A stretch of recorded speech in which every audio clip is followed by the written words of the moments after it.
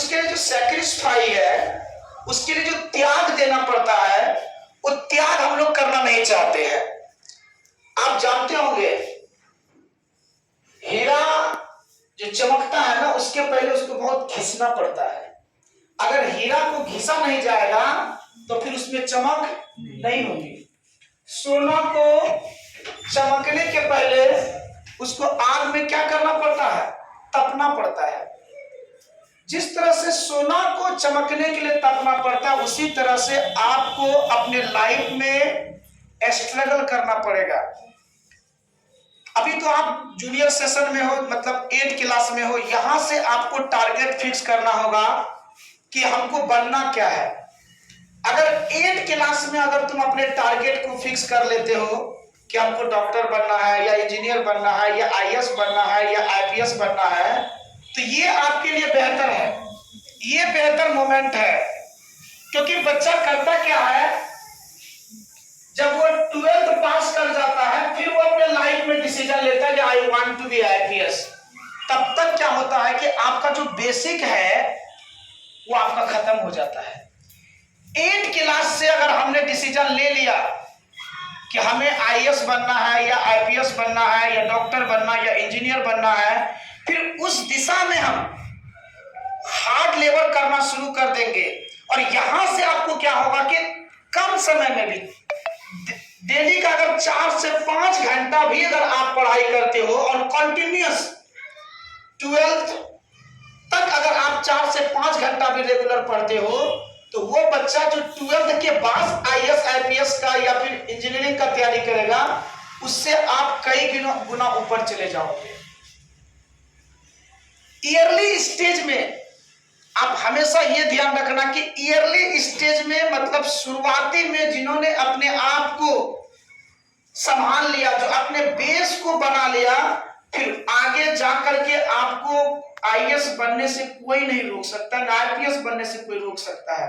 मतलब आप जिस भी फील्ड में जाना चाहोगे, if you want to be a doctor, an engineer, IAS IPS, you can everything and you become anything.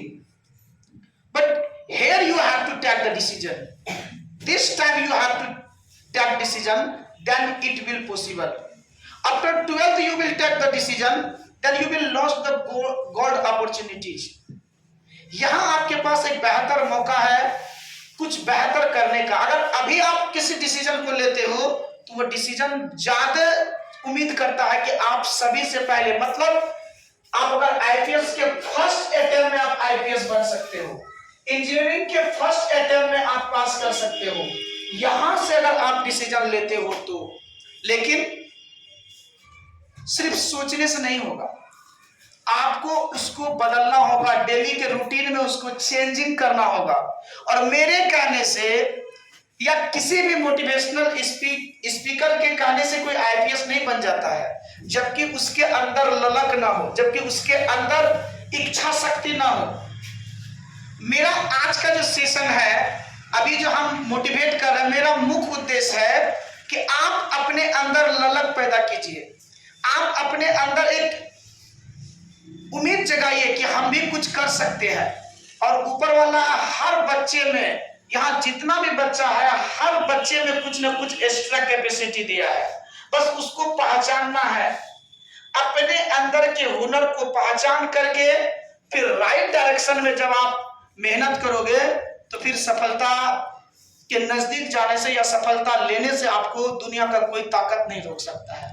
लेकिन इसके लिए आपको पहले खुद के अंदर में झांकना होगा कि हमें करना क्या है, फिर करना कैसे है।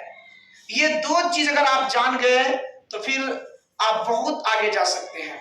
ये ईयरली स्टेज में अगर आप अपने आप को बेहतर बनाने की कोशिश करते हैं तो अभी से रूटीन सेट कीजिए। फिजूल का समय जो बर्बाद होता है, अभी तुमको लगता है कि मोबाइल भी बहुत सारा समय बच्चों का किल करता है।